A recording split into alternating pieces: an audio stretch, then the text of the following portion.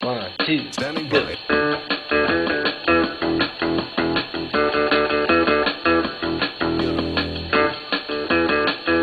You know it. Here we go.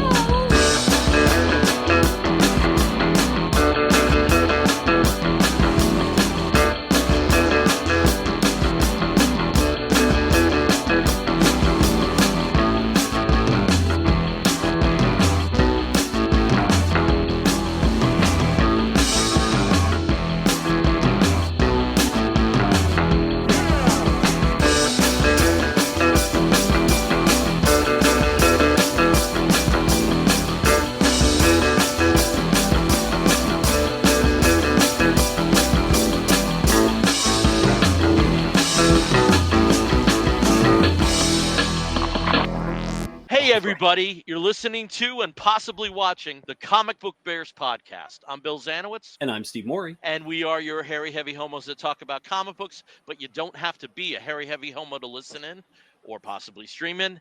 And what we have for you tonight is a very different episode, but it's going to be the first of many episodes of its type because my co-host, cohort, and co-conspirator, Steven Mowry, is going to be hosting his own podcast called The Bear Cave of Terror. What happened with our third wheel, Caleb Alexander McKenzie, is he and our good friend Brian Newberry, who is in town in Arkansas with Caleb, we wanted to make sure that they had some time together because I think this was the only opportunity they had to get together during Brian's trip. So Yeah. they're hanging out, and they left us alone.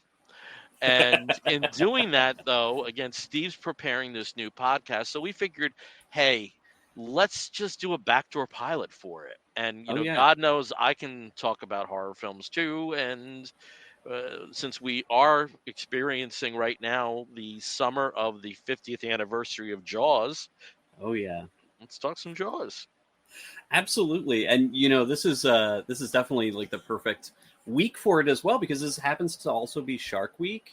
So that the time that we're actually recording this. So Or if you're a You big know. Marvel fan, Jeff Week. Jeff Week, absolutely. It's Jeff. Jeffy's also back here. It's Jeff. But yeah, thanks so much, Bill. And Caleb and Brian, we hope you're having a great time at getting Indian tonight, and then hanging out and painting the town red or pink or whatever. So we will miss you, but we'll be talking about Jaws. And like Bill said, we're going to kind of do this as a little bit of a backdoor pilot, or a butt pilot, if you will, as he hangs his head in shame. But yeah, so basically, if you've watched a lot of sitcoms in the 60s, 70s, 80s, and even into the 90s, there was the concept of a backdoor pilot where, some interesting neighbors would flit in through the door. They still happen. I mean, look on They do. Arrow. They do. The Arrowverse had two of them at least, with Killmonger and or not Killmonger. No, Flash. Flash had one. The Birds of Prey. The Green Arrow and the Canaries, or whatever that was. Yeah, called. that's what it was. Yeah, Green Arrow and the Canaries. And then whatever. I can't think of the character's name. I said Killmonger, and it's not that. That's the other side. Yeah. Well, technically, I think Superman and Lois, maybe, or that probably was more in Supergirl, where you had that where Tyler Hoechlin kind of made his appearance for the first time as Superman. But yeah, I mean, comic books are full of them. You introduce a character or a concept, and then suddenly there's a spin-off miniseries or a whole other series.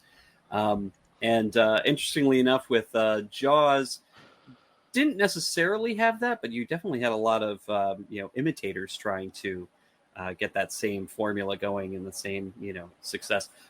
Didn't really work, but there are some really cool ones, and we'll talk about those I think a little bit later too. I corrected myself now. Painkiller was a backdoor pilot on Black Lightning. Yeah, Painkiller. Yes, yep. I do remember that. But yeah, so otherwise, what we're gonna do, we're gonna sort of talk about Jaws, and then we will get into what I'm sure a lot of you are here to hear as well about comic books. But we'll get a little bit of comic books in tonight. just a little bit of comics, just a little bit. Now, Steve, before we get started, all right, I'm putting you on the interviewee seat right now. Ooh. Why the Bear Cave of Terror? Why the Bear Cave of Terror? Well, bears, and bears live in caves, and caves can be kind of scary. That's a shitty answer. Keep going. It is. So, why am I doing this podcast? Is basically, it's kind of my second nerdy side has been very much a horror fan all my life since I was a little kid. Huge horror fan.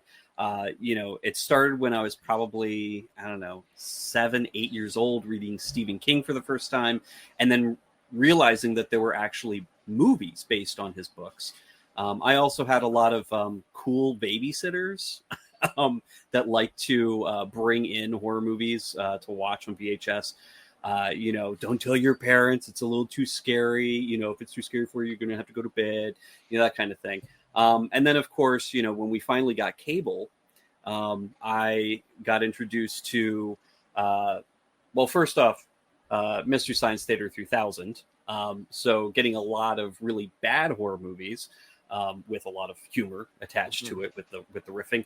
But also got to see USA Up All Night. And USA Up All Night was an absolute revelation. Friday and Saturday nights getting all the franchise hits, the Nightmare on Elm Streets, the Friday the 13th, all the other, Full Moon Entertainments before, I guess before they got really popular. So a lot of the Puppet Masters and things like that first hit there. But also, even just watching Saturday Matinee, when I was a little kid in Pennsylvania, one of the local stations would always show 1950s and 1960s horror movies. The creature features, Tarantula, It Conquered the World, Them, these kinds of, big monster movies. That also led me to go and check out all the Universal horror monster movies, Dracula and Frankenstein, Bride of Frankenstein, The Wolfman, Invisible Man, and, just so much. And of course, over the years, I've been seeing a lot of, diverse genres. I really love Italian horror masters. I've been really loving a lot of the straight-to-video horror schlock from the 80s, 90s, and the 2000s. You can always love anything that Romero does and any kind of, zombie spin-off from that or homage or rip-off, if you will. But yeah, there's so much great horror out there. There's some terrible horror, but there's some really great horror out there that people absolutely love. And, one of the big things that I love to do is I love to talk about things that just, really make me happy. And I like to hear about other people and what other people have to say about things that make them happy. So combining the two, horror movies and things that make people happy, I get to hear other horror fans gush about their favorite films or their favorite genres, and tell me, and of course the listener, why they love what they love.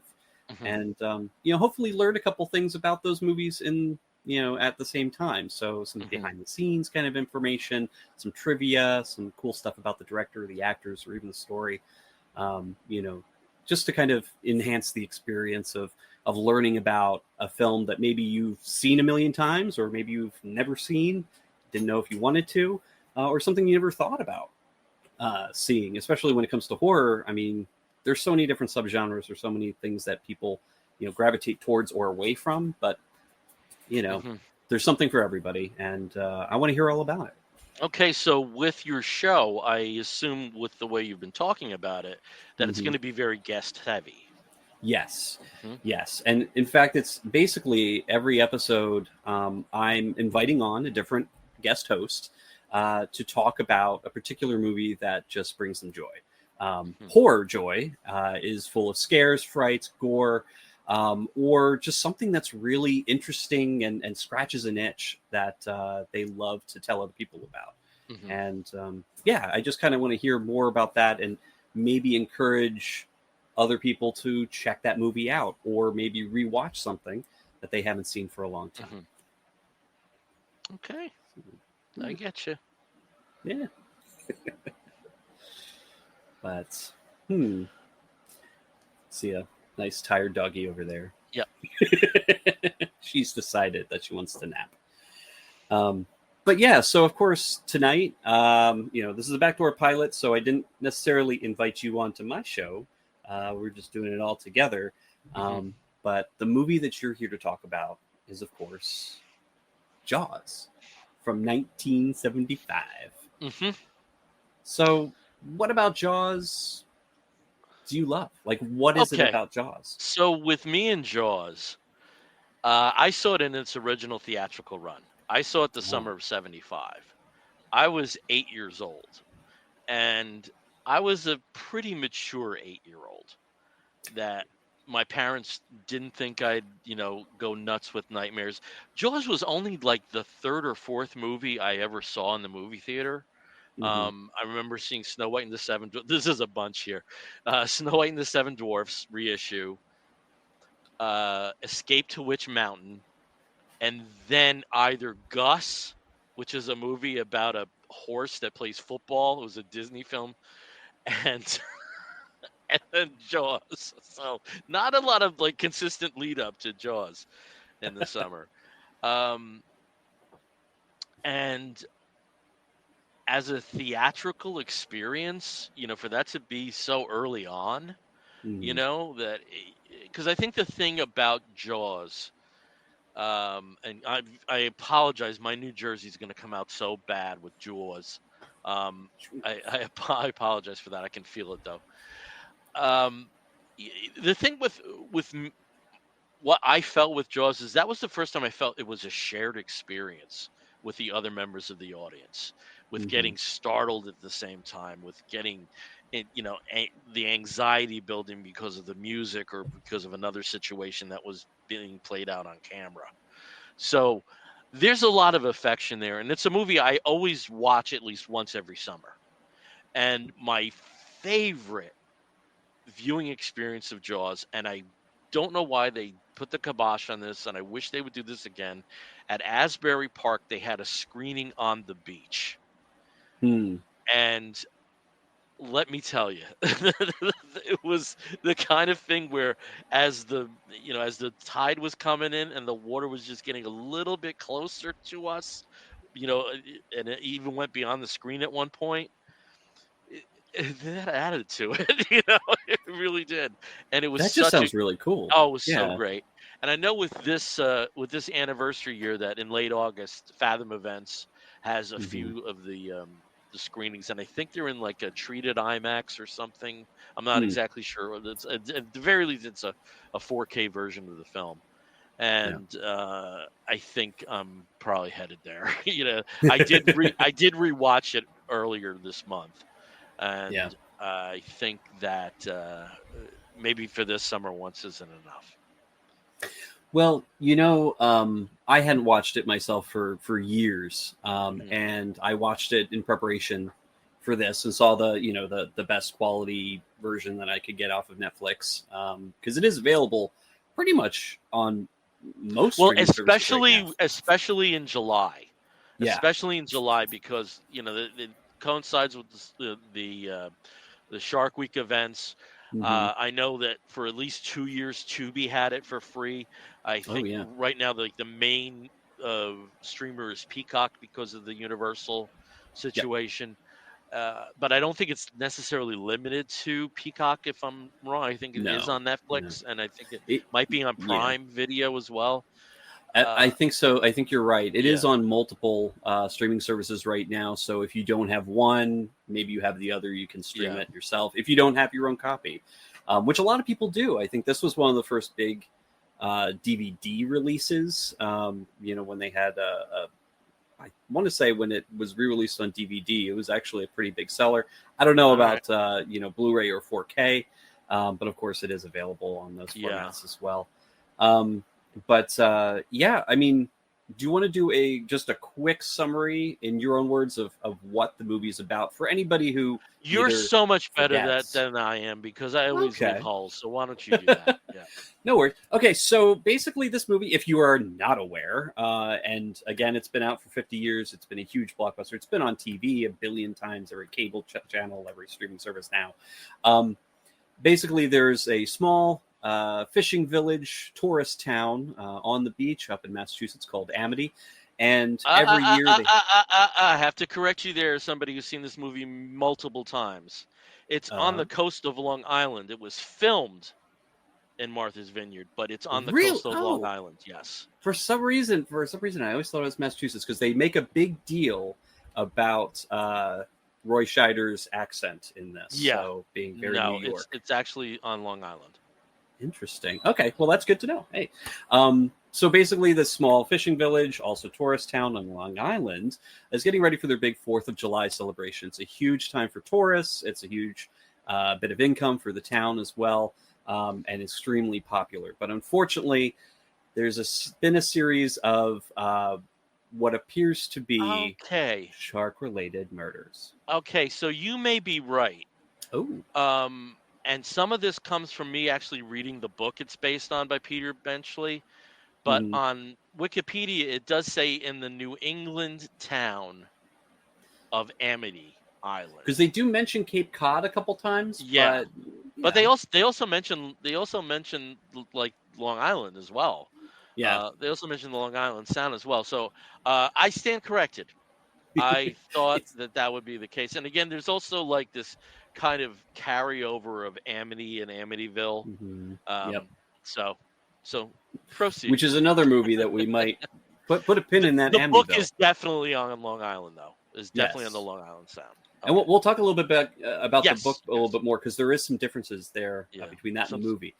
But with the movie, you have the new police chief, played by Roy Scheider, Brody, who is trying to do the right thing, but he's of course being pushed by the local town mayor and town council to keep this sort of shark business quiet. And after a couple deaths that could not be ignored, unfortunately, shark frenzy hits the town, and of course. They call in a oceanographic expert from the local university, Hooper, and there's also a experienced fishing captain and shark hunter, Quint, who's involved very early on. But after the shark has a couple more victims and it becomes very clear that they need to do something about this, Brody, Quint, and Hooper go out on the ocean themselves in Quint's boat, the Orca, in order to hunt and kill this giant shark. And it's a pretty fantastic movie. I think the balance is really good. The first part is all in the town and deals with that sort of growing unease and anxiety that comes with, well, when's the shark going to attack? Who's going to be a victim? What's going to happen? And then the second half of the movie is, of course, on the water, hunting the shark. And at the same time, the shark is hunting them. So now, Bill, Mhm. we talked about these characters. We talked about, shark attacks, all of this stuff. And you said you read the book. What do you see as different between the movie and the book? Well, a lot of it involves the interplay between the main characters. There's a subplot where the mafia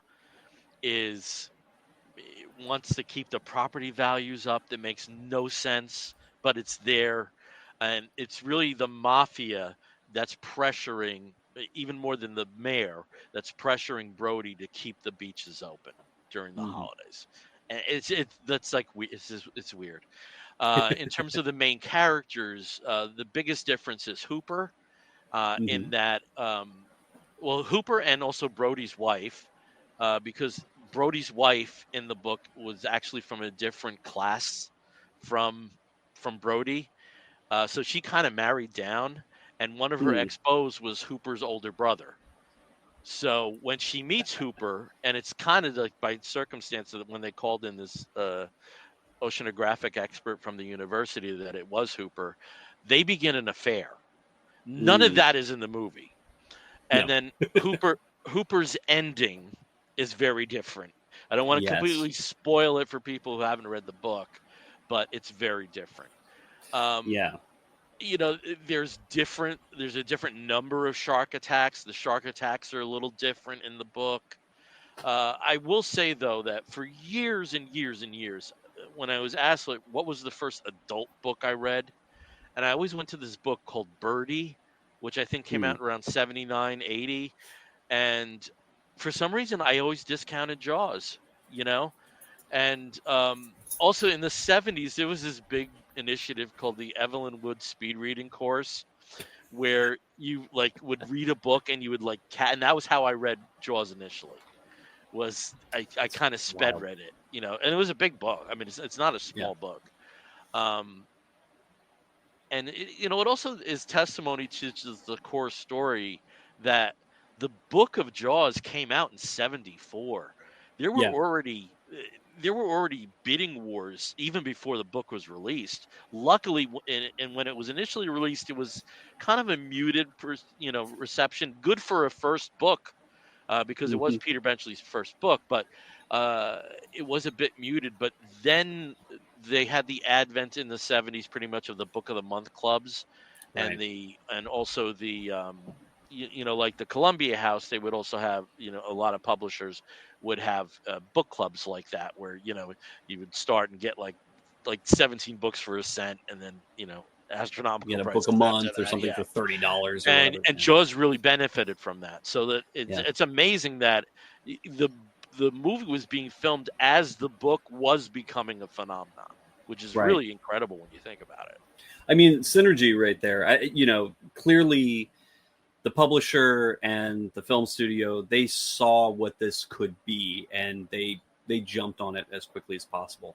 And Peter Benchley, of course, the author. Interesting talking about sort of the development of the book.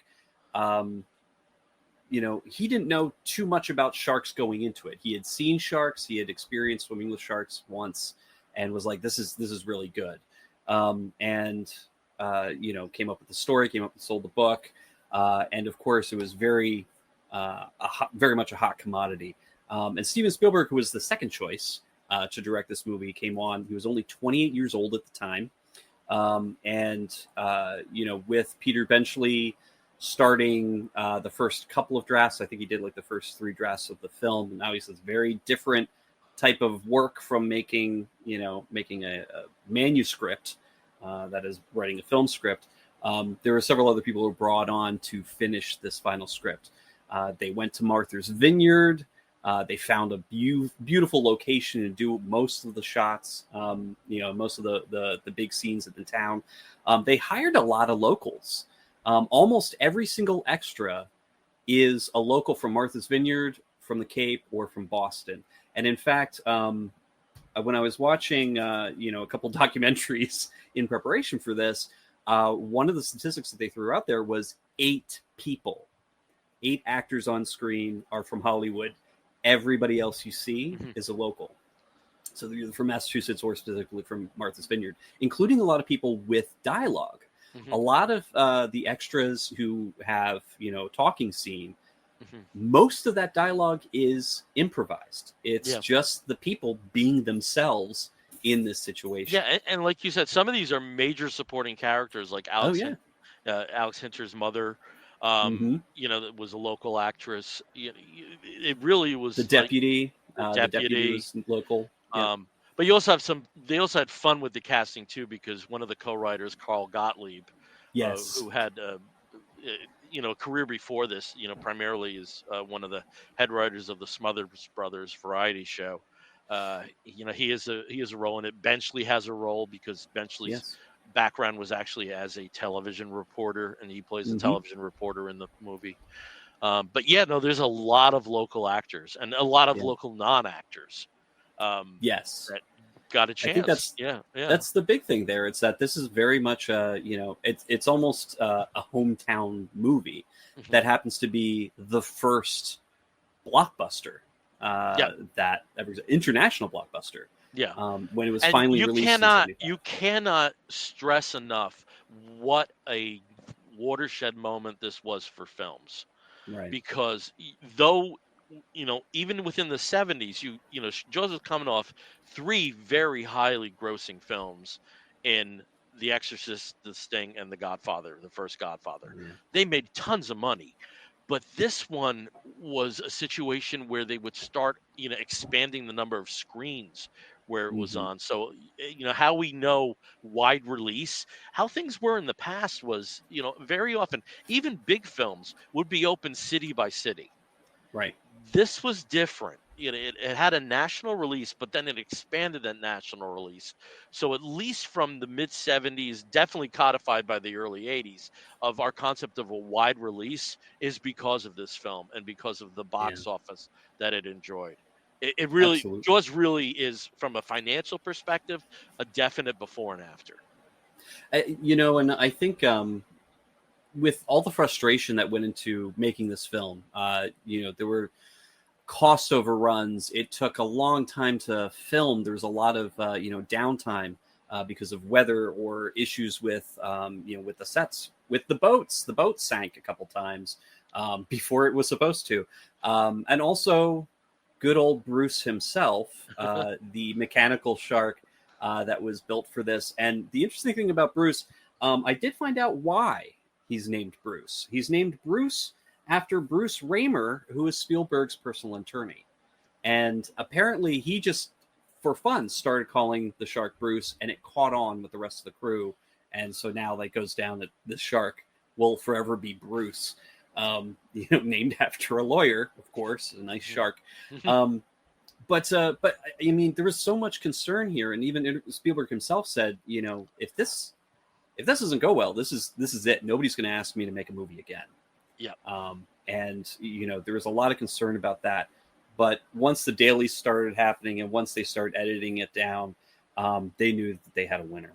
And the release just proved that. And he the legacy basically of it proves it. he basically locked Close Encounters of the Third Kind by the fourth week. Oh, I think that Jaws was out. Absolutely. Just, So, and interestingly enough, so this did actually win a couple Oscars. It won 3. The first one for Best Film Editing, of course, for Verna Fields.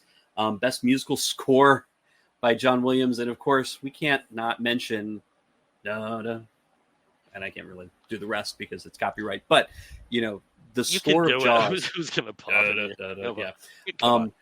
is basically iconic. You can put that anywhere and people know. Like two of the most, the combination of two of the most recognized notes in the world. Oh, yeah. Yeah. So simple. So simple. And it's also worth mentioning that it was nominated for Best Picture, but interestingly, Spielberg was not nominated for Best Director. He was not, and of course, it lost to the Best Picture category to One Flew Over the Cuckoo's Nest, which swept the major categories. And the third one is actually for Best Sound Mixing, which I feel is very interesting because, and I mentioned this to you a little bit earlier, was that because you had so many locals there, non-actors. In many scenes, especially in the town crowd scenes, it feels natural. It's not documentary filmmaking, as you mentioned. Not at all. But it feels like this is what you would hear if you were standing in the middle of the town of Amity, or if you were sitting in the town hall. The kind of conversations you would hear, and everything's picked up.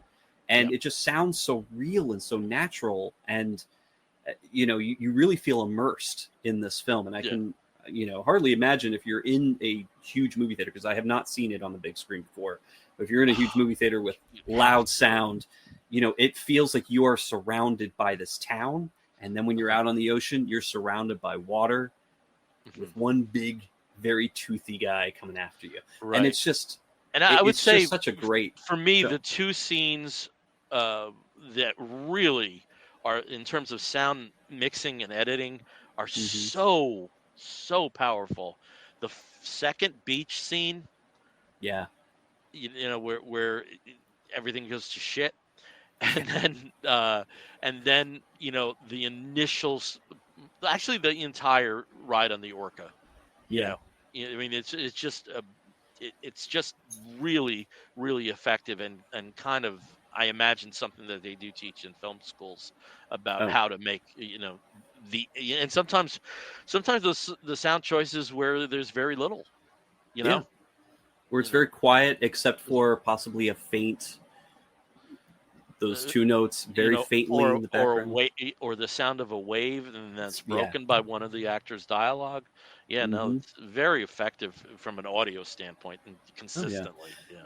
And kind of going back to the sound as a way to draw in the viewer on the Orca. There's a scene where the three of them, Hooper, Quint, and Brody, are sitting in the galley, and Hooper and Quint are kind of comparing scars. Also has a great little line of dialogue for Richard Dreyfuss. There, he's like, I've got a real scar for you, and he opens up his shirt, and he's like furry as hell, and you can faintly hear it from the background. Roy Scheider's Brody saying like, "What? You're wearing a sweater?" And that just to me was like, "Ooh boy." But when Quint starts telling his story about the Indianapolis, which the USS Indianapolis, not a lot of people were familiar with that. They sure were after. That part. They certainly Yeah. were afterwards. And Yeah. in the intervening 50 years, they've done a lot more. They put out a lot more information about that. So the story isn't exactly all of these people died because of sharks. All these naval these sailors that were in the water when the boat sank. But when Quint tells that, when the fabulous Robert Shaw, when he's telling the story, all the sound is just lowered, muted, except for his voice, and you feel as drawn in as the camera to his words. And he mumbles a lot. He has a lot of interesting ways of saying things and drawing out a pause or a sound, but you're just drawn into his story and drawn into just the sound of his voice before you get interrupted by a knock on the wall. And I think the sound for this is probably one of the big reasons why it's so successful as a horror movie, because it does things for you, not just the gore of, oh my gosh, people being eaten, a leg falling, after having been bit off onto the ocean floor. And because it is rated PG, and Spielberg did talk about this, they edited out a lot of additional violent deaths so that the MPAA wouldn't, rip it apart or make it an R-rated movie. There isn't a lot of gore, but what there is pretty gruesome. The shark isn't even seen for the first 30 minutes of the movie. Mm-hmm. And the sound really builds that tension early on. When the shark finally gets seen, you have that, like, just the fin out of the water, and that little hippie girl who's been painting on the dune, she just nervously shark, just like that was fantastic. And the sound for the rest of the movie, of course, the pounding of the engine as it starts to overheat and billow smoke, the swelling of the music when Jaws comes out of the water multiple times and almost eats half of them. Hooper or Brody, when slipping off the side of the boat, things like this, just really, really fantastic. So. Right. And when you talk about the USS Indianapolis, I think it's important to note this. The two credited writers on the film are Peter Benchley and Carl Gottlieb, but other people contributed because the film was very much behind schedule. And the USS Indianapolis was actually written by the filmmaker John Milius, who was part of Spielberg's social circles, along with George Lucas and others, and Brian De Palma out in Los Angeles. And interestingly, if you find out about this, apparently, he delivered a very, striking monologue, but a lot of that is also Robert Shaw, kind of cutting it down. And Shaw was an excellent writer himself. He wrote a wonderful play, The Man in the Glass Booth. He was an incredibly talented man. And it's just one of those situations where it's funny because like I've been on this is my third podcast in 3 nights talking about films, and you know, it comes to sometimes you encounter something where it's a film that's made by committee, and in Hmm. this case, it was real collaboration and not Yeah, committee, and a lot yeah. of it out of necessity, a lot of it out of situations where they were planning to get shots and they weren't able to get shots because of mechanic problems or the weather Hmm. or for a bunch of reasons. It was not an easy shoot, and a lot of the documentaries go through this in very good detail. Yeah. Yeah, and actually, speaking of that, I did want to bring in this other little bit of trivia. Rodney Fox was one of the main consultants on the film for shark, Hmm. interaction in the water. He's one of the credited people for inventing the shark cage. He Hmm. himself had been a victim of a shark attack, and in wanting to study these creatures closer and be able to do it more safely, they brought in the shark cage, and there, of course, is a major scene towards the end of the movie where Hooper himself is lowered into the shark cage to try and poison Bruce. Um, but that is actually Rodney Fox in that Hmm. cage, and interestingly enough, um, that scene was changed completely because of something that the shark, an actual real live shark, had done to the cage and the boat itself while filming. So the shark actually had, slammed into the cage and pulled it along, also ripping off a huge chunk of the boat. Hmm. Um, and that caused the boat to start sinking. And of course, they were, the filmmakers were freaking out at this point. They're like, oh my gosh, we're not going to get the shot right. It's not going to go right. They decide to leave that in. And that changed the fate of one of our main characters. What happens to the character because of what that shark did when interacting with Rodney Fox in the cage. So I thought that was pretty fantastic. He does do a much better job of explaining the situation than I did in the great documentary How Jaws Changed the World. But I thought that was fascinating. Just the people that they used. You were talking about the filmmakers and these names, these up and coming directorial and producing names that were part of the making of this film because they were Spielberg's friends.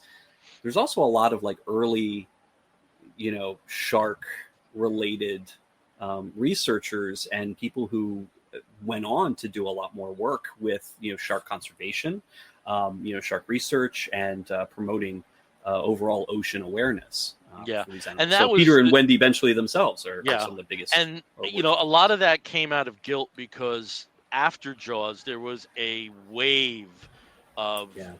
you know shark hunting for sport, and to the point that there were many species that were actually endangered. Oh yeah.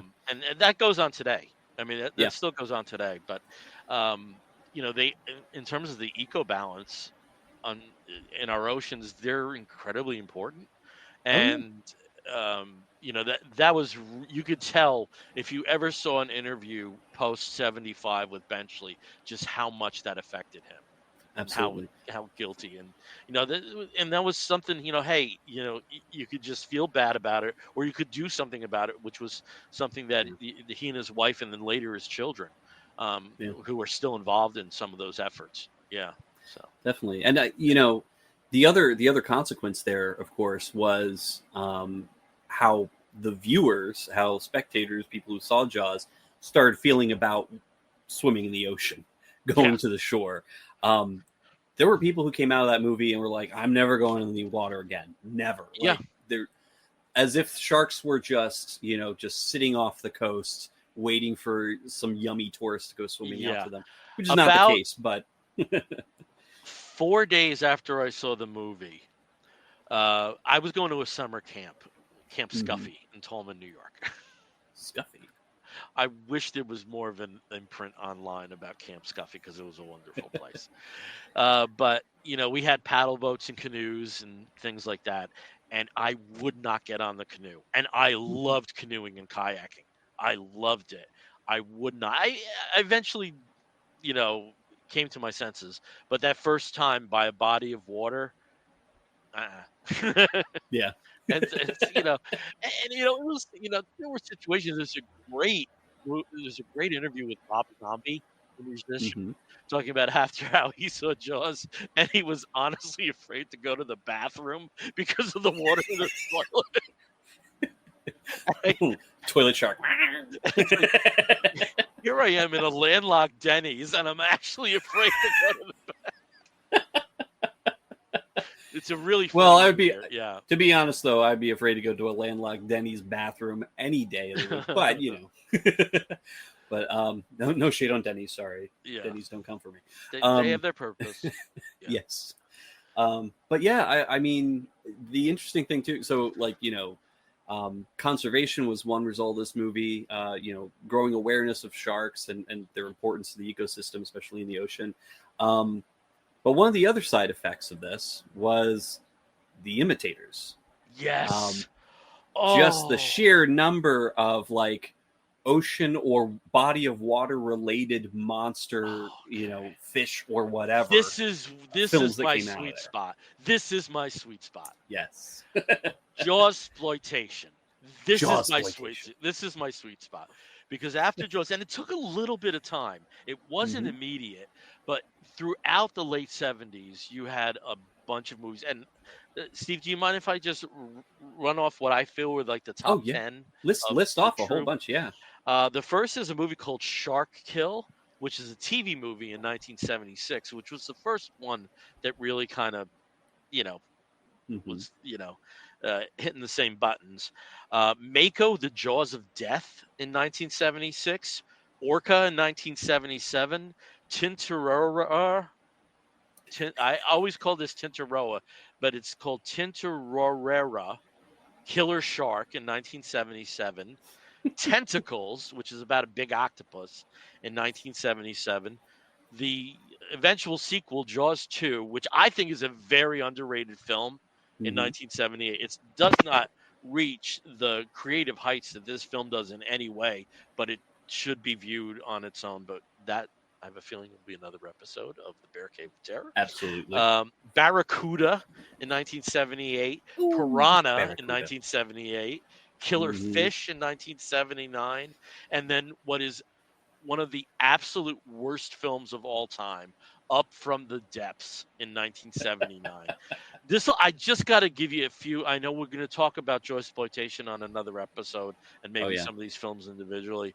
But in Up from the Depths, the creature looks different in every shot. At one point, it looks like it's clearly a shark. Another, it's almost like a catfish. And there's a part where a guy dies who was a shark hunter. And to lure the monster, I don't even think they even call it a shark. To lure it into this bay area, they tie his body to the back of the boat as a lure. And one of the people says, he would have wanted it this way. It is so bad. And then there's these scenes in the nightclub at the hotel where this stuff is happening. Oh, it is such a bad film. It's so bad. It's really, really bad. But sounds wonderful. Actually, I didn't see these movies until cable later, right? Because a lot of these were rated R. Jaws was PG. Jaws 2 was also PG, but a lot of the and I think Orca was PG, which is about a killer whale. I think that was PG as well. But a lot of these I didn't have access to until cable, and I remember, even though I called it Tintorera Killer Shark, that one I really threw a tantrum with my parents. It's like, but there's no good movies to see. There's no other movies to see. I want to see Tintorera. And I didn't see it because I didn't see any R-rated movies until Up in Smoke, which is a whole other story. That's a different kind of movie. And also, these all the movies that I mentioned, apart from the first one, the TV movie Shark Kill, these were staples on cable. When the 70s, and then on outlets like TBS and USA Network, and somebody may be able to correct me if I'm wrong, but I do believe that Jaws 2 was on cable before Jaws because of the constant reissues of the film. I It's very believe that's the likely. case. Yeah.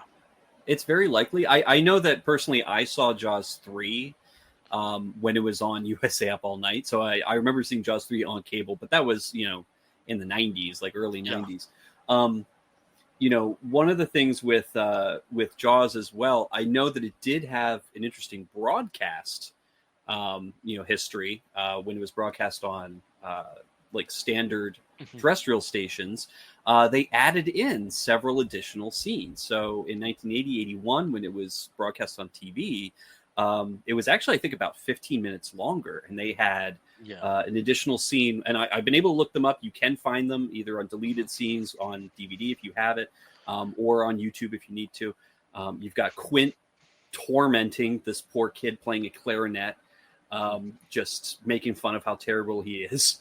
You have Hooper talking talking with Brody in a much more extended scene where they're looking for the tiger shark that had been caught by the shark hunters earlier in the film, so that they could dissect it. There's a long conversation about an ex of Hooper's that maybe ties in a little bit more with his character from the book. I also believe that, if correct me if I'm wrong, I do think that Hooper's autopsy of the tiger shark is much longer. Yes, I believe there's that's more much information longer. there. But they also did cut some scenes out, Right. because of the graphic nature of them. I'm sure that the leg slowly falling was probably not included. I do right not before remember that. Again, the I'm Burger going on Chef a commercial. very old memory, but when the shark bite, I'm sorry for spoilers, but the film is 50 years old. Okay, but let me put it this way: when Quint meets his end, that was very cut. Yeah. Because there's parts where blood's coming out of his mouth and stuff, and from what I remember, that was much more sanitized. So, Which is probably one of the reasons why they added so much other sort of more sanitary additional footage to it, because they had to stretch it out to 3 hours long with commercials. Well, also with that, with sometimes with these films, it gave them another hour of advertising time. Absolutely. And that was, when Superman the movie came out, it was actually like 4 hours long in a sense because of the extra footage, and so that was not uncommon then. With at least with prestige films. There's also some other like horrible stories. Like there's a Godzilla film when it aired on NBC was like cut down to 45 minutes. So there's the other side of it too. But right. Yeah, I did watch that broadcast, and one thing I definitely remember, like Quint's scene being really accelerated. Right. Beyond being sanitized. Quint also in the book is a much darker character, much darker. He has like a dolphin cub that he illegally caught that they're going to use as bait. There's a lot more darkness to Quint in the book too. Yeah. I think I should mention that. That's another character difference. Of the three characters, Brody is probably the most consistent. Yeah. Because also with the description of Hooper, it sounds like he's like a hot preppy guy, and I don't think you'd really say that about Dreyfuss. But I also think we really should talk about the actors. Oh yeah. So Roy Scheider was fantastic in this. He just did a great job being kind of the straight man. He's just kind of the I'm new to this town, kind of a fish out of water. Ha ha. Yeah, no pun intended, but yes, the fish out of water. Yeah. He doesn't understand how the town works. So of course, he's kind of steamrolled by the mayor pretty early on. And he doesn't really expect it to be as much of a problem as it ends up being. He thought it was an easy gig, Yeah. It's clear he thought it was an pretty easy gig. Yeah. Like, what are they going to do? Like in the, after the summer's over, everybody just kind of rolls up their sidewalks and they stay inside until next May. With Richard Dreyfuss, I mentioned Wolf.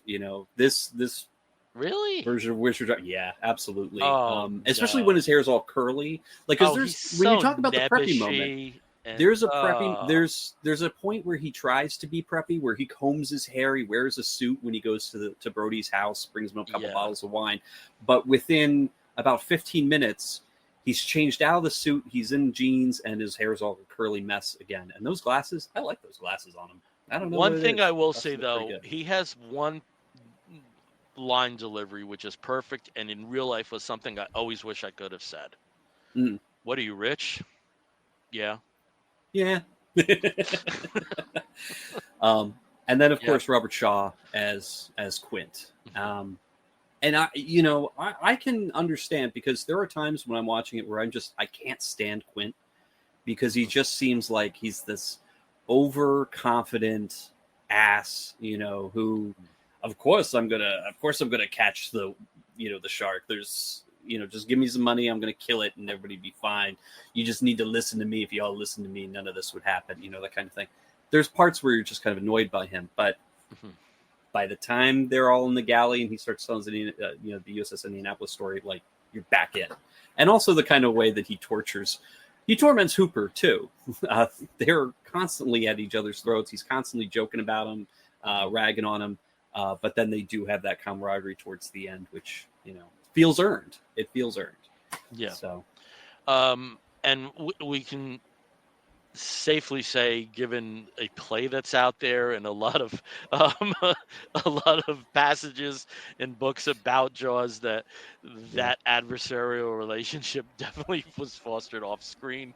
oh yeah, he did and not appreciate young up and comer Richard yeah. Dreyfuss.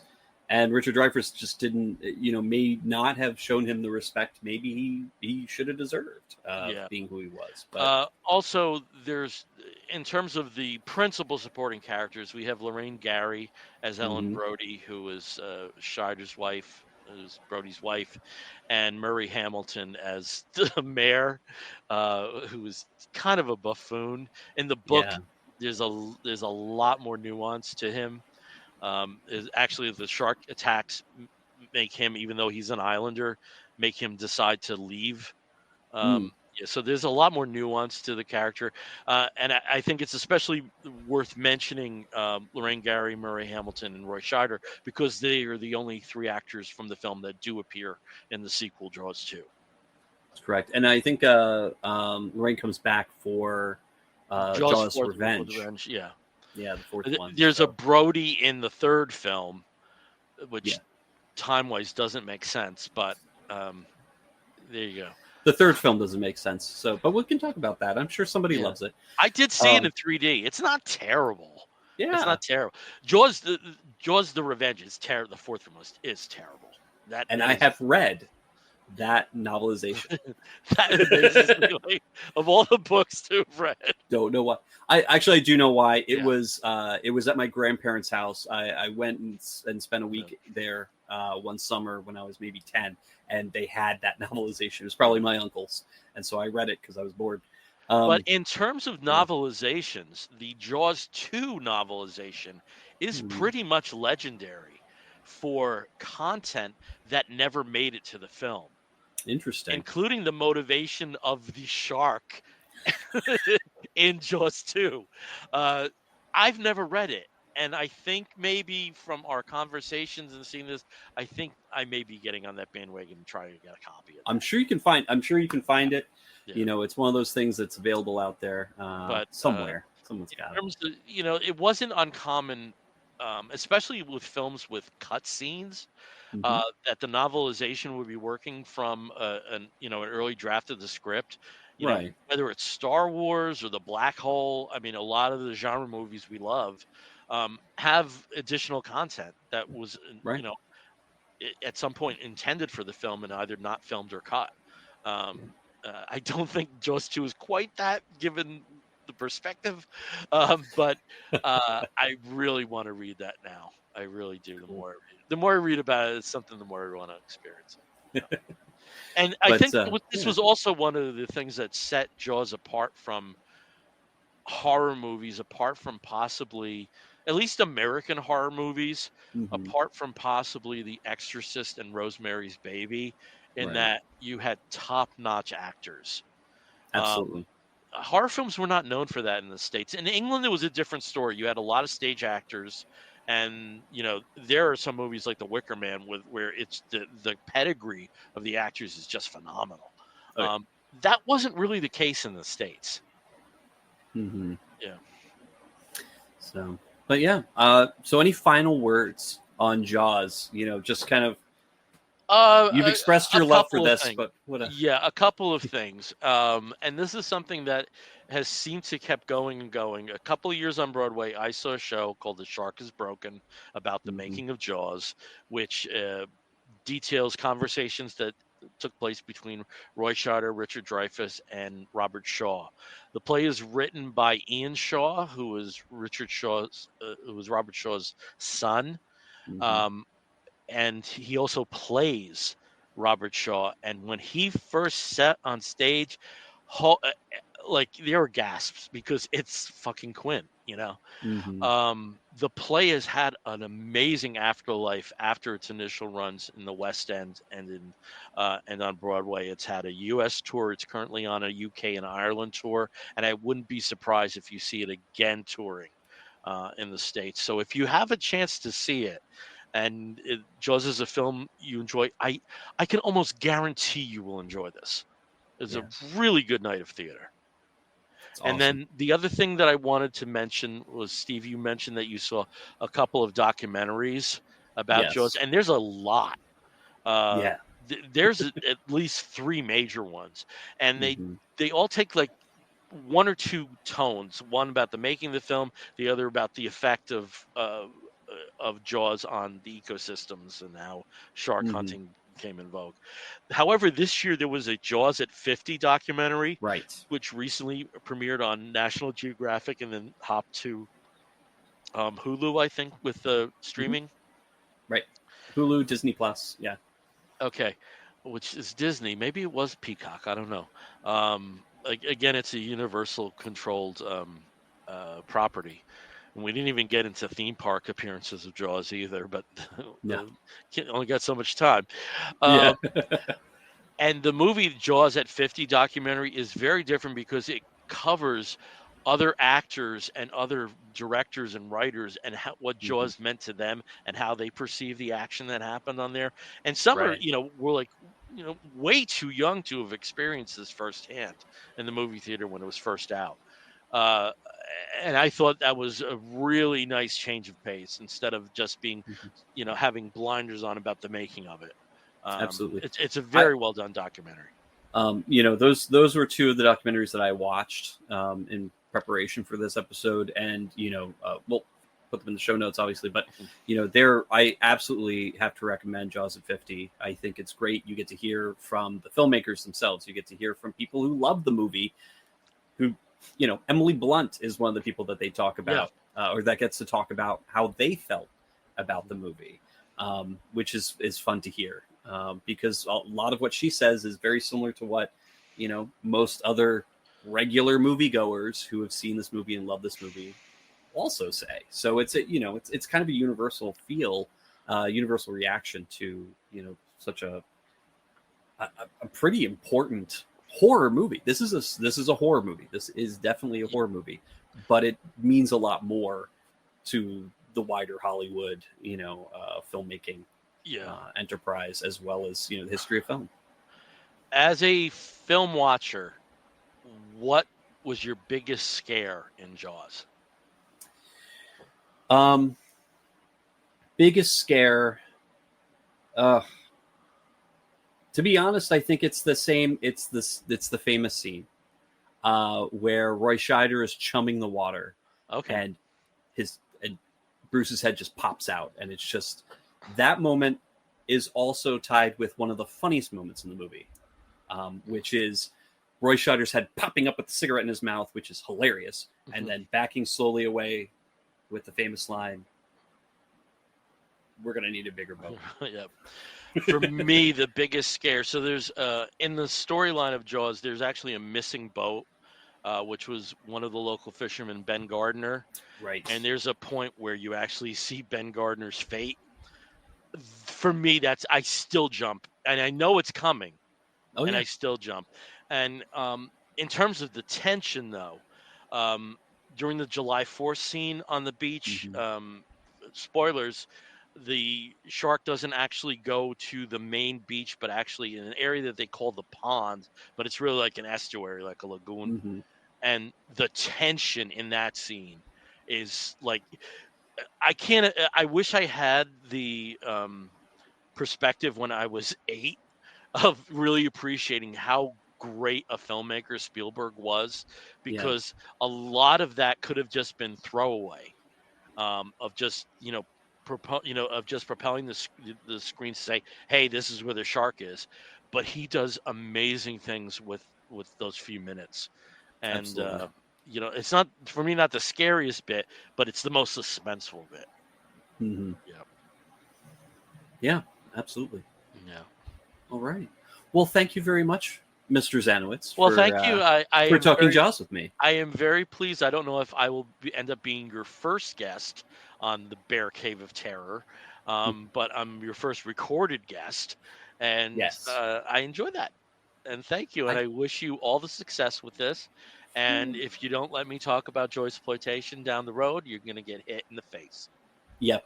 Yeah. I do. I do know that will happen if I do not let you come back and talk about Jaws 2, Orca, possibly a couple other ones, Piranha, maybe. I don't know. We'll Yeah. see. And But there's absolutely. others too. I mean, I just did this as a top 10. I mean, arguably there are films like Grizzly, Mm-hmm. which are Jaws-ish, and there's alligator films which are Jaws-ish So in many alligator swamps and films. stuff. Yeah. I know when we were talking about, you started throwing stuff with the Meg. For me, it all ends at 79. That's got to be the Yeah. cutoff, Yeah. because that.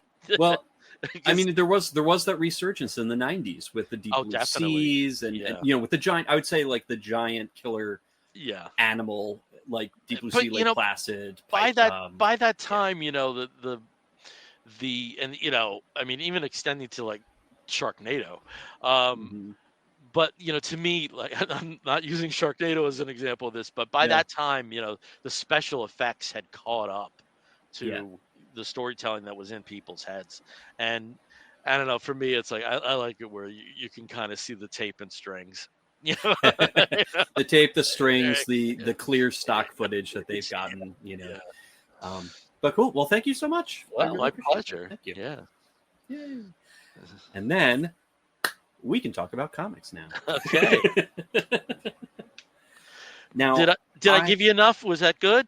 A good I conversation? think that was great. That was wonderful. Okay, And great, actually, great, just so you know, we've had James Figueredo has been following along with our discussion here. Yeah. And he has a couple things to say. Of course, Richard Dreyfuss in Jaws was just fire, fire, fire. You guys can have I him. agree. I You guys agree. can Yeah, have him. yeah. You guys can. Oh, have him. absolutely. And he did, comment here. Jaws was Yeah. terrible for shark conservation, sparked decades of shark panic among the population. Yep.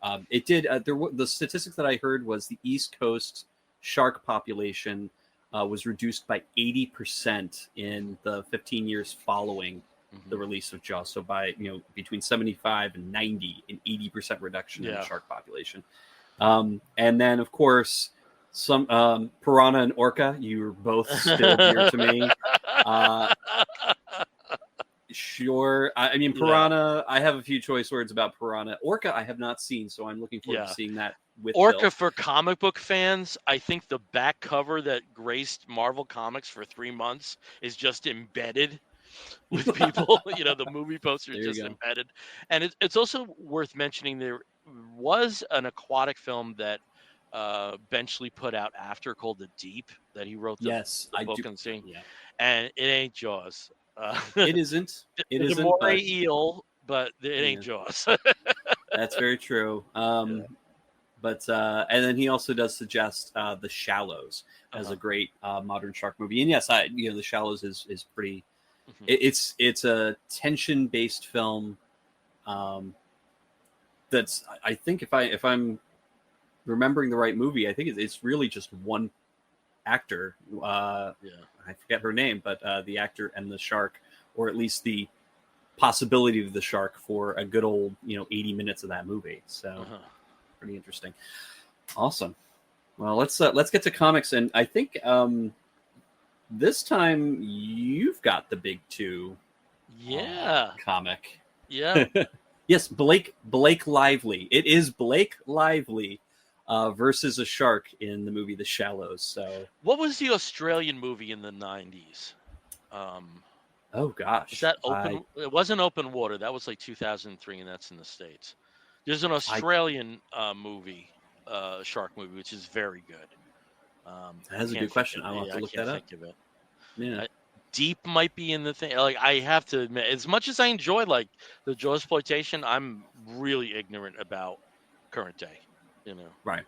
In my day, we didn't have CGI. We had Bruce, and it didn't work, and we liked the shark is broken again, and we liked it. We loved it. All right. All right. So we're gonna go talk about some comic books, and I have in my hands what I feel is a very, not necessarily an important comic book, but a necessary comic book. Mm-hmm. And Steve, I think if you have a graphic that might be helpful a little bit. So we recently saw the first issue of New History of the DC Universe, which came out, which was written by Mark Waid with basically an artist tag team of Ted Nock and Jerry Ordway. And I mean like tag team because there are literal points where it's like page after page, they're swapping pages there. Yeah. And for me, this was a very necessary leveling of what actually has happened in the current DC universe, because we've had so many reboots from Crisis to Zero Hour to the New 52 to Rebirth, and the history is spotty at this point. You don't exactly know like what is canon, and this sets out to do that, but not in a way where it's locked. It does seem fluid. Steve, I don't know if you read this, but I did. It's very interesting, and I as a comic book, and this is something where, going with the definition of a comic book, it's a series of sequential panels where action happens. This is less a comic book and more a listing of situations. With a beautiful art to go along with it, to illustrate it. And it's very much in the tradition of the first history of the DC universe, which appeared post-Crisis in 1986, which was also an opportunity to tell a rebooted universe about what happened and what didn't. It's told from the Flash's perspective. And Steve, if you can throw up that first graphic, and I just love the initial scene here, because it turns out Barry's a bit of a collector. I mean, look what we got behind us. I think we can relate to this. You have a cape from Superman. You have one of Green Arrow's bows. If you look up on the masks there, you can see like a jack-o'-lantern, literal jack-o'-lantern. You have the mask from Wild Dog. You have Mr. Element's mask. You have 2 Legion rings in jars. You have a jar of Gingold, which is what gives an elongated man his power. You have one of Starman's cosmic rods. You have a trident from Aquaman. You have skeets. It's kind of crazy. What's in this? Is that Ma Kettle's? What was her name? From the JSA? Yeah, the Red Tornado, Ma Hunkel. Ma Hunkel. That's a little bit, but it's also like kind of like flapping, so I didn't immediately go to that. And there's also like what also appears to be Captain Cold's visor, but I didn't want to like. There's the Guardian Shield. Yeah. There's probably a lot more the more and more you look at it. I'm sure there's a mother box somewhere there. So this is where we start, and Barry, in the current DC continuity, is retired. Wally is the Flash right now, and as he says here, I'm retired now, but in my day, I probably saw more of the multiverse, past, present, and future, than anyone has ever lived, and so it's left to him to tell this story. And when you said like whether this is a comic book, for some reason when I read the original history of the DC universe in '86 by Marv Wolfman and Joseph Perez, storybook came to mind as a Yeah. description. Yeah, Um, it's definitely. I would feel like a classics illustrated, yeah, retelling, kind yeah, of or thing. like Yeah. like a children's guide to the classics or something. Yeah, Right. Yeah. yeah. But we take we basically have the Flash feeling it's his responsibility, since he's probably been the individual most closely associated with the multiverse, to document where things are right now. That it's, he understands that it's entrusted to him to tell the story.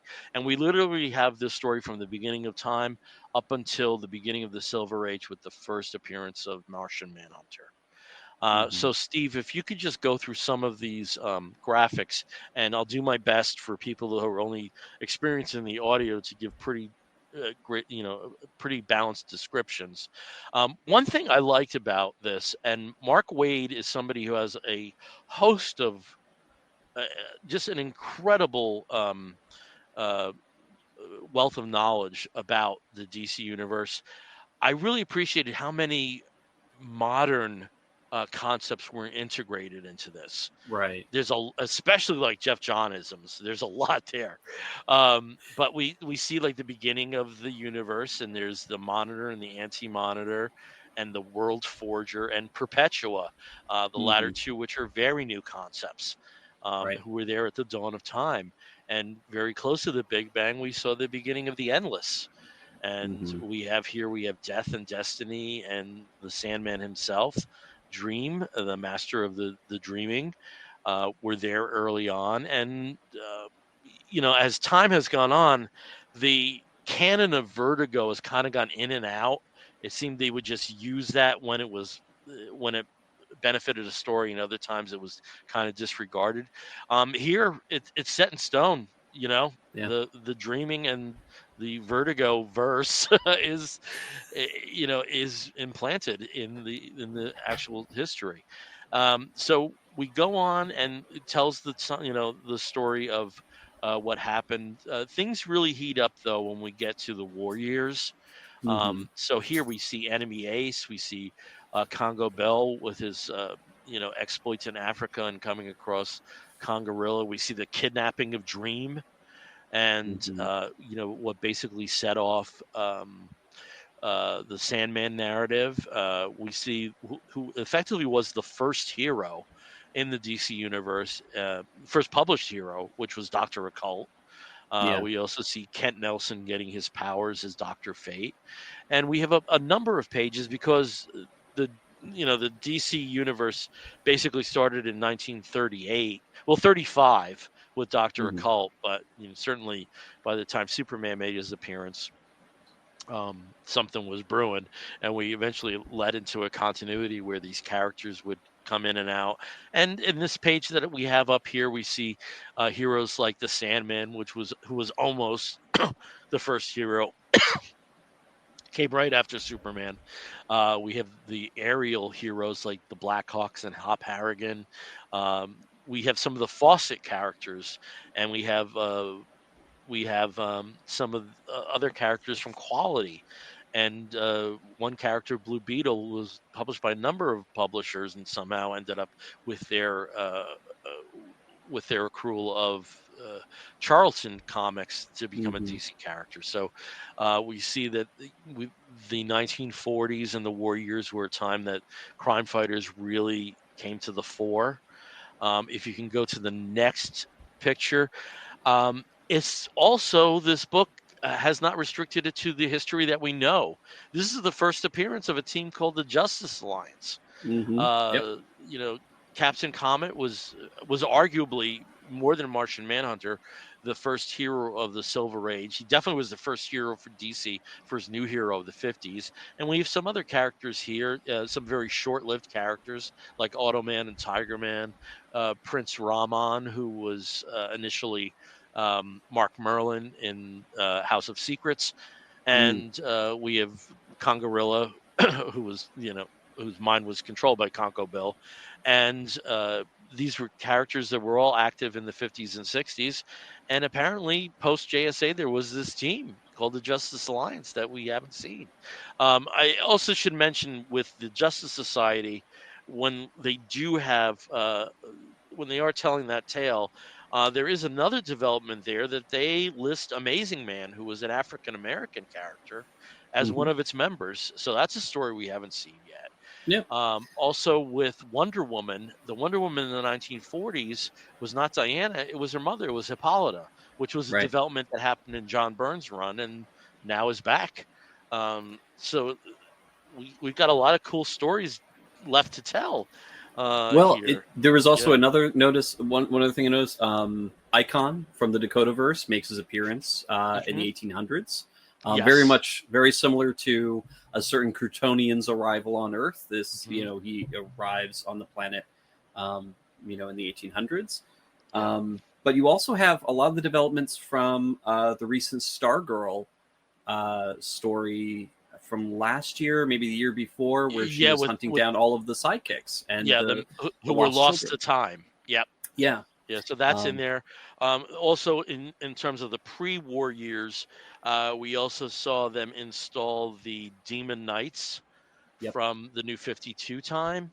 Hmm. So Wade is picking and picking from various times, and I'm not sure what other graphics we might have. Was this the last one, Steve? I think that's the last one. That's But the one. one of the things I wanted to bring up too, I Bill, I think you got a copy of this one as well, but it's the wraparound cover. Well, they're all Um, wraparounds. They're all oh, okay. wraparounds. Yeah. Well, this one is particularly has all of the characters from Yep. the Silver Age and the Golden Age are all listed here, and I think that's pretty much where they stop. So it goes up Uh-huh. to basically the 50s, Hmm. and the early 60s. So Yeah. it's everybody, and there's some characters in here that even I don't. I'm looking at going, Okay. who is this supposed to be? But you've got cartoon characters, you've got all sorts of things that are Yeah.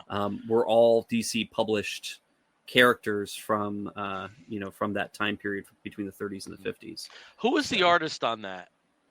Is it this listed was, I in there? believe, it's the same artist as the rest of it. But let me see. It No, it is. definitely isn't Knock or Ordway. Uh, oh no, it isn't. Yeah, it is. Ryan Sook Uh, or Dan Mora? I think this might be Dan Mora. Mora. Okay. Um, I believe that is also going to be a poster. The no, it's others, Scott Koblish. Scott Scott Kolish. Okay. Koblish. Yeah, I believe Yeah, that one yeah, is going to be a poster.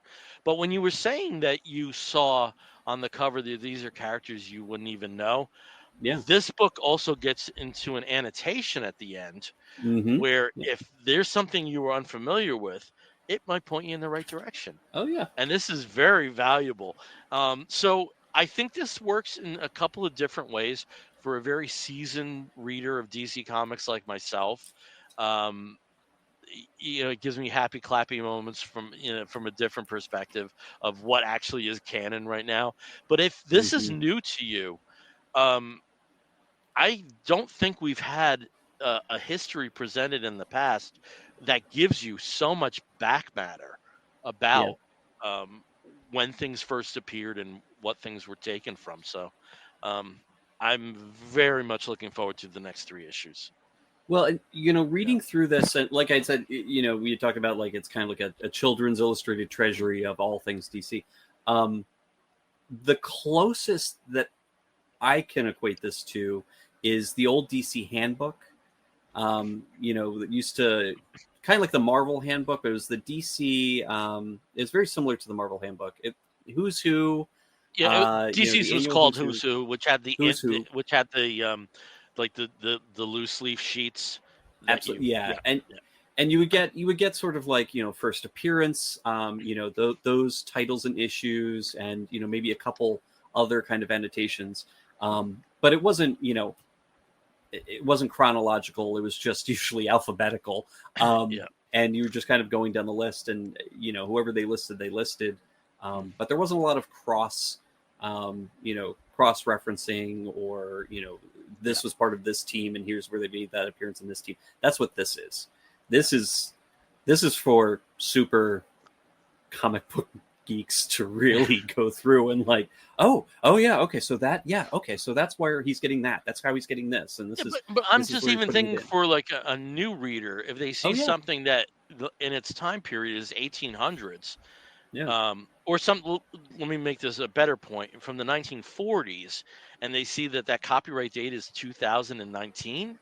You know, that's something they might be able to still jump onto Oh and yeah, have an appreciation for. So, yeah, I like this a lot. I, I, it's cool. I was It's happy very cool. clap. I was very happy clappy in the geekiest fucking way. Well, the interesting thing about this was that it was just so much fun to read. Mhm, It's a lot of facts, but mhm, it's presented very prettily. I love the yeah, art is great. mhm. Um, and then I got to the book that I'm going to be talking about, which is put out by Image. It is a little bit different, a little bit more of a bummer compared to the new history of the DC universe, and that is Lazarus Fallen by Greg Rucka, and I believe, oh gosh, the art, and it's basically the same artist that this series started with way back in 2013. It is Michael Lark on art. Santiago Arcas did the color, and Ariana Mayer did the lettering for it. But so it's been years since I've read an issue of Lazarus. Like I said, it came back. It came out in 2013. In a way, it was inspired by the recent Occupy movement, and just extrapolated. The plot wise, it was extrapolated out into the future. So it takes place about 40, 50, 60 years after a future time where all the governments of the world have collapsed and have been replaced by 16 wealthy families that own everything. So all the cities, commerce, factories, jobs, everything belongs to these 16 families. So you either work for them and therefore have value, or you're waste. Anybody that's outside the system is nothing, subhuman, treated like refuse. A lot of these people, then, of course, do have rebellion movements. They try to resist as much as they're trying to survive, but it's a very difficult struggle being part of the waste. The book itself concerns itself with a Lazarus, and in this universe, in this dystopia, a Lazarus is basically a super soldier that each of the family develops on their own. It kind of keeps them. It gives them an advantage, but also it's kind of mutually assured destruction. Every family's got a Lazarus. Each one is just the deadliest of deadliest killers. And so, they try to use it to one up each other by assassinating, sabotage, etc. But since they all have access to a Lazarus, it's kind of it's almost attrition, but or a stalemate. But in this case, it is the Carlisle family's Lazarus, one of the daughters, Forever Carlisle. And through the first original series, she kind of discovers more about her history, her past, the family, and her part in it, as well as the injustice that this entire system is allowed to perpetuate. And through the series that came before Lazarus Fallen, she starts to rebel. She becomes involved in the Free People's Movement, and eventually first fights and then joins forces with the next Lazarus that's being used as her replacement, her sister, clone sister, Infinity. And so this book basically takes place right after the last issue of Lazarus, which I believe was maybe 34, 35, and fast forwards about a year to where the Carlisle family is trying to retrieve their lost Lazarus, both of them, actually. In it, they basically sent a squad out to one of their newest holdings. One of the families has fallen under the influence of the Carlisle family, and they follow the trail of Forever to this hospital. When they get there, everything's eerily quiet. There's nobody there. What are they going to do? Her signal's here, so we know she's here somewhere. What they do discover is that she's had all of her trackers and all of her hardware that's been used to control her all this time has been surgically removed by the members of the Hawk family who are still in their way rebelling against Carlisle control. They blow up the hospital gets blown up along with a large number of the elite soldiers, leaving essentially the two main survivors and one of the Carlisle's enforcers left alive to kind of go limping back to Carlisle. Over the course of, in the book, about 2 years, a little over 2 years, they still are trying to find Forever. They don't know where she is. They're trying to find all of the, rumors and leads, following up with all of that. And instead, they bring back one of the characters from an earlier story arc where Forever had basically made friends with him, and he's one of the leaders, and his family are part of the leaders of the free movement, and is now being forced to work with one of Forever's sisters to track her down. We'll see how that works out for them. We're ending at the book in the first issue in the city of Paris, which is controlled by another one of the families, where Forever and Infinity have made it their new home. And as we see in issue number 2, when it's released, we're going to see what happens when they're let loose in the city of Paris to the family that controls it. So it's I would say a slow burn of a first issue. And again, it's not a first issue. I mean, we're looking at, basically issue number 42 of the Lazarus saga. Originally, Rucka had planned it to be like 150 some issues. Now it's about half that. So Lazarus Fallen is kind of in the, I would say, the latter third of his saga for, this dystopia. So it's a very violent series.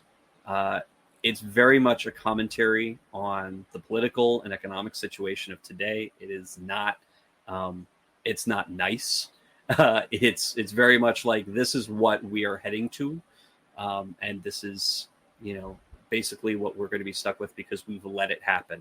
And I remember reading an old interview with Greg Rucka, I think around 2016, where he basically, 2016 or 2017, where he's like, we warned you.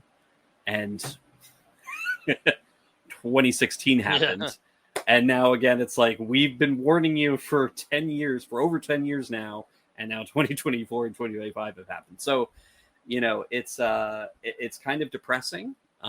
That this book is essentially very prescient, especially given what inspired it originally, the Occupy movement, being against sort of the big banks and the ultra elite and the 1% controlling all wealth. And we seem to be kind of spiraling into that potential future, not improving our status here. So who knows? Maybe in 50 years, there will be Lazaruses out there, slicing and dicing their way through rival corporations. Who knows? Yeah, I was reading Lazarus at the beginning, and I loved Greg Rucka as a writer. Oh, yeah.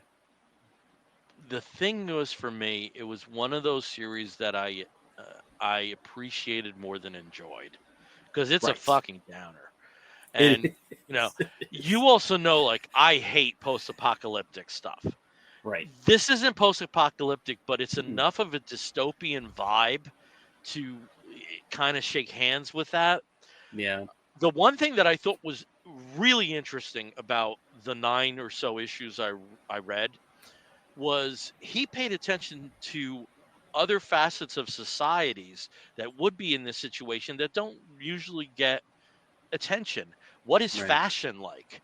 What is entertainment like? What is retirement like? So you have those elements there. So it was very broad. And the one thing that I wish I did keep up with, because I've heard some of the best moments in Lazarus are the source books. Mhm. I know that they're for like they put them out for like the families. So I know there's a Carlisle and a Hawk and whatever that fucked up Greek Russian family is. Yeah. Um, I'd be interested in reading that, but like I could see that like me getting into reading the source books, getting over to the materials, and like, hey, I appreciate this, but I'm not enjoying it. Yeah. And So, it's a tough one it's to a tough recommend read. Yeah, yeah. because it's very bleak, and it continues to be bleak. And I think a lot of that is due to the fact that Rucka is just sort of like, yeah, this is the way I see things are going.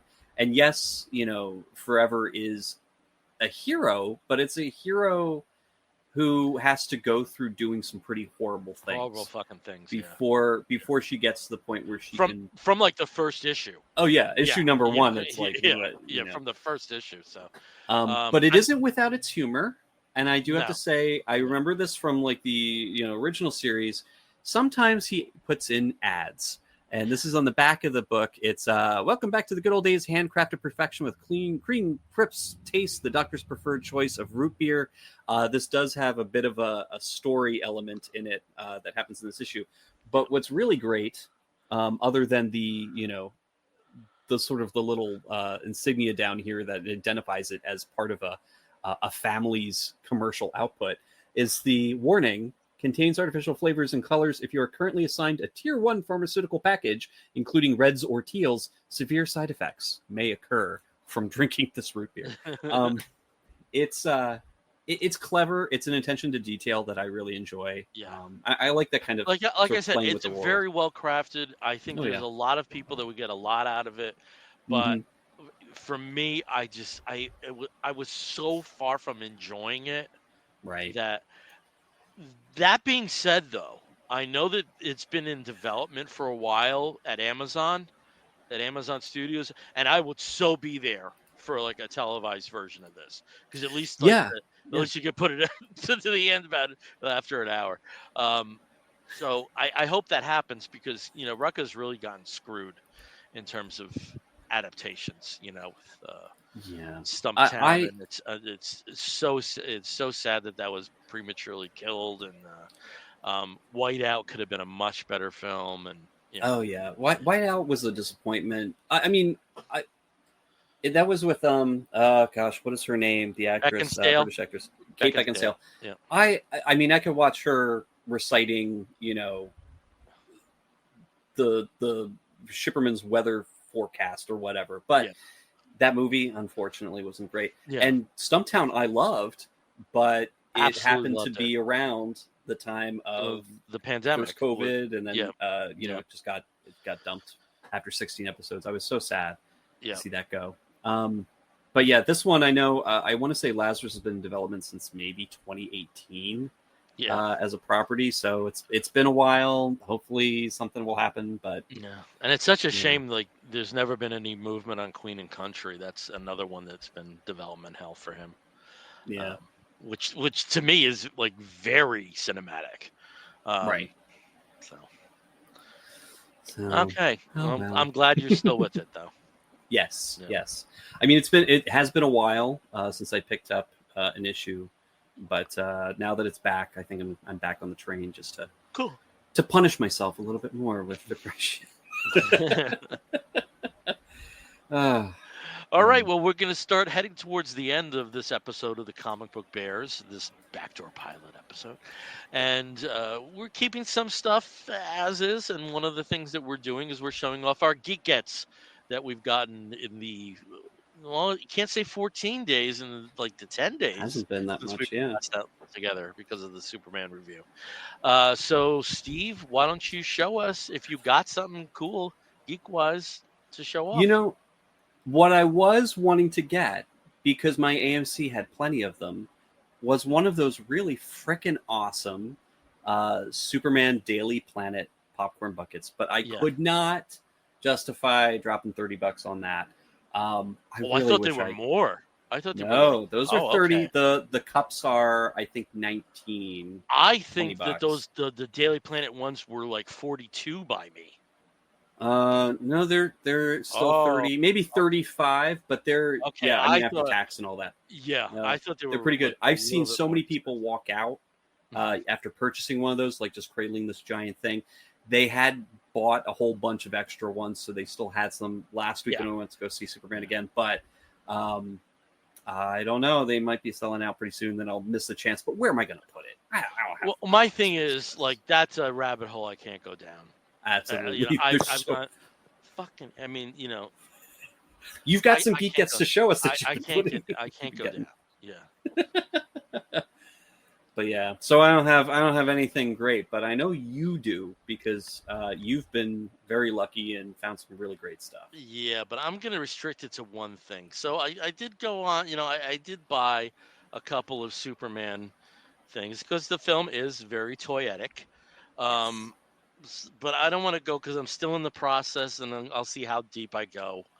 But I know on this show I've already shown like the superpowers versions of the characters, and Mm-hmm. Oh, hold on a second.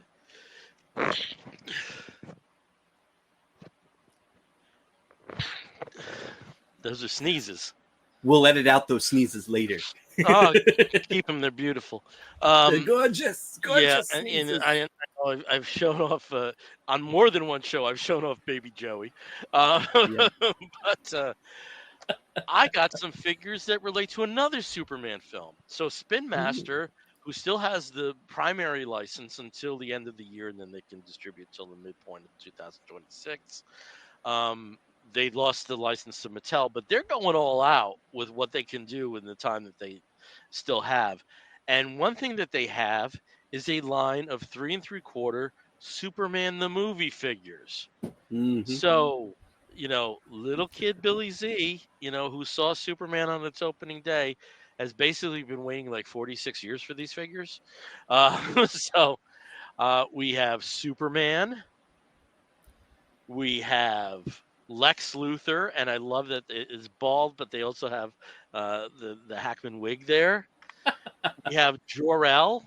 Now, Jor-El, there's actually another version I haven't been able to find. There's a chase version of this figure where he's in white robes. Here he's in black robes. We have General Zod, who has the absolute coolest accessory. If you can see there's a Phantom Zone diamond there. Oh yeah. And he also has a pretty detailed chest hair, which is interesting. Yeah. And then we also have a Lois Lane figure, which really looks like Margot Kidder. And the coolest thing is she has a note, and she said, "I spent the night with Superman." So I'm over the moon that it's killing me that I'm not opening these, and the only reason is because these have been really hard to find. Right. Though they're not bannered as Target exclusives, they effectively are Target exclusives. I don't think there's any other outlet in the States that has them right now. Just if I am able to find more, it's toy collecting in this day and age. It used to be that there was one to buy, one to display, and one to sell. That you would buy 3 of a figure. A lot of people did that. That financially is impossible these days. Especially when some of these figures go for like 30 a piece. Yeah. And those are it's like impossible these days. Yeah. But sometimes there's sell-through stuff, and especially Spin Master. I mean, like you can find Aquaman figures for $1. After a point, but we'll see with these. But I would like to get at least Superman to have that in my hands. But for now they're staying mint on card. Aw. All right. Well, it's been kind of abbreviated because Steve didn't have a geek yet. I am not showing you everything that I got. I got a bunch of stuff over the last 10 days. Not all Superman. I got some other cool stuff. But in the interest of time, because we have been going for an hour and 37, almost an hour 38 at this point, we're going to move on to our last segment, which is something we call the Woofs of the Week. In the bear community, if you find a fellow attractive, you woof at him. And we do something very similar here where we woof at something which is usually comic book or comic book related, but may also be a film or a TV program or a channel initiative, anything under the sun that we think you, fair listener or viewer, may be interested in sampling. I'll start as I always do with Steve. Steve, what is your woof of the week? Well, I've got two. I got one that's a little bit self-serving, and that is keep an eye out for Comic Book Bear presents The Bear Cave of Terror. I've got some episodes in the works with some cool movies that we hope that Does this you would mean like we're a to network? hear about. Are we about to That become a would network? be great. Like the CBB network? Yes. Okay. Guys, bring your ideas for more shows. Yeah. Because we don't have enough time on our hands to do all of them, but let's do them. But my second wolf, and this is one that I know is a little bit controversial and is a little bit difficult because, of what's been happening over the past year with the creator of this, the property that this TV series is based on. But because I've been enjoying it and enjoying it on its own merits, I do have to mention The Sandman Season 2. The final set of 5 episodes of the 11, well, with the exception of the one special final episode, has just dropped as of the 24th. Oh, I did not know that. Yep, episodes 7 through 11. I did not know that. Okay. Which, if you have watched any of the season, and again, I don't blame you if you haven't, we've all kind of approached how we feel about Gaiman's work, a little bit differently here. But this season deals with, very briefly, the storylines of Seasons of Mist, as well as Brief Lives, with a few bits and bobs here and there. And now that we're in the second half of the second season, they're going to be finalizing it with the Kindly Ones as well as the Wake. So the last 5 episodes are going to be dealing with those stories. And let's just say that it's great. I think it's beautifully done. I think some of these scenes and some of these moments that they've recreated are as impactful as they were when I first read them, which is hard for a TV adaptation to do. So, if you are struggling to deal with that work, absolutely, very respectfully, you don't have to check this out. But Right. if you are curious, if you do want to experience it on the TV again, especially if you like the first season, I do recommend checking out the second season now that it's complete, except for Death, the High Cost of Living, which is the final episode that'll be released on the 31st of July. Right. I will say this. When it comes to these properties where there are problematic creators, Right. the good and what was potent that you initially found in Sandman is still valid. Yes. Unfortunately, we have to, bring creators to task in this day and age when they overstep bounds. But when I also say that, like, Sandman isn't just one person at this point. Right. It's a team of creators for this version, and if that gives you some comfort, it gives me comfort. I think the potential exception to this is Harry Potter because of the money directly going to anti-trans efforts. That I do think is something where, you probably should spend your dollars elsewhere, but you didn't do anything wrong by loving Sandman. You didn't do anything wrong by loving the Smiths. Whatever you found, the good that you found there, however it enriched you, it's still valid. Mm-hmm. That's just the way I feel, and I think there's a lot of people who feel that way. Yeah. So, but if you don't, if you feel something differently, absolutely respect your position on it. We get that too. Yeah. Yeah. Okay. Mine is much easier to deal with. Yeah. But it's also kind of something that's a little bit on the QT. So, Steve, if you can throw up the graphic, it's probably the best to do that first. Between 1919, what the hell was I talking about? Between 2018 and 2020, 52 episodes of a Micronauts series were produced by Boulder Media, which at the time was a Hasbro subsidiary. Hasbro is the owner through succession of the Micronauts toy property, which began in the 70s.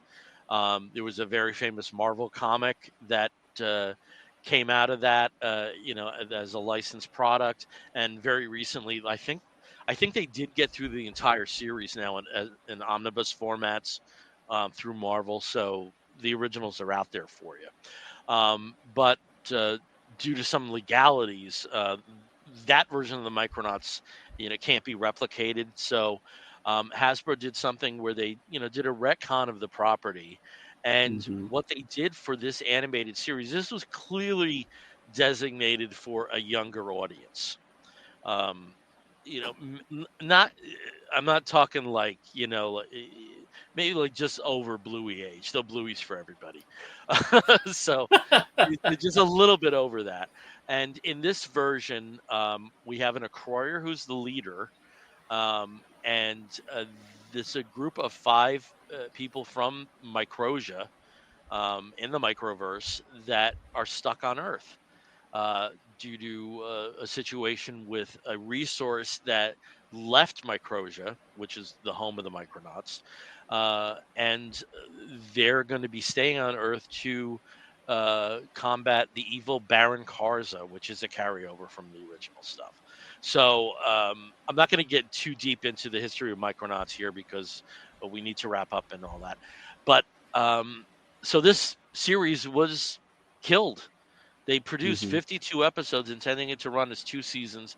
Never saw the light of day. If you can go to the next slide, Steve, we have a pretty impressive group in terms of the regular voice cast, including Mm-hmm. Clancy Brown, and though he's not on this card for some reason, is he there? Patton Oswalt, Danny Pudi, Carrie Walgreen, Mm-hmm. Sean Astin, Kevin Michael Richardson. These are all regulars. Yep. And I have to say, like, the voice work in this show, especially since it's geared toward younger children, is really well tailored. And Mm-hmm. I never thought Patton Oswalt would be an appropriate voice for a hero. And he does a fantastic job as as the individual who is the Acroyer, who is the warrior, the lead Mm-hmm. warrior. So earlier this week on archive.org, all of a sudden 52 episodes in pristine prints Yeah. were uploaded to archive.org. Some were taken down, but some are still up there. So it's a bit of a race against time because Hasbro did get wind of this. Um, so, whether it's through archive.org, which is a legal platform, it's legal. You may have to go to some not so legal sources in the future, but to know that there were 52 episodes, however you kind of like 23 hours of content of Right. of an animated version of a toy line that was never seen the light of day. I've gone through about 4 episodes and I've really enjoyed it so far. So that Yeah. is my wolf of the week, Micronauts. Micronauts. Yeah. But yeah, get them while they're there, because once they're Yeah. gone, I'm sure they're gone for And, quite some time. it seems like this is, though there's never been an official word, this really does seem like a Batgirl or a Scoob sequel, that Yeah. they just treated these as tax write-offs, and that's why we don't have them publicly. So Unfortunately. there you go. Yeah. On the QT a little bit. Shh. Nobody say nothing. Yeah, Nobody. it's so funny because I was looking at some Sesame Street content with some of the NPR stuff and the NPR and PBS unfunding. And do you remember that Sesame Street had that like quasi drug dealer? Come here. Hey kid, want to buy a vowel, or what was it, like buy a letter? Yeah. Buy a letter, yeah. Like, Yeah. I got a W for you. Just telling kids It's how kind to of do fun. It's kind of fun. All right. So again, we have been the Comic Book Bears podcast. You can find us on the social media pages as Comic Book Bears, apart from Facebook, where we are Comic Book Bears Podcast. You can download us through Apple Podcast, and you can listen to us through Spotify and many of the other podcasting platforms. If you want to write to us, you can do so by sending an email to comicbookbears@gmail.com. If you want to view us and you weren't joining us during the live show, you can watch our archive on our YouTube channel. Please like and subscribe. And if you joined us tonight for what unfortunately was a second go because of technical issues, hey, like I said, 4.5 years we did not have any, which was a really good run. we really appreciate you joining us if you joined us through that format tonight. So Yeah. until next time, I'm Bill Zanowitz. I'm Steve Mowry. Wishing you best of luck with your Bear Cave of Terror, and we'll be back Thank real you so soon. much. Take care, everyone. Whoa.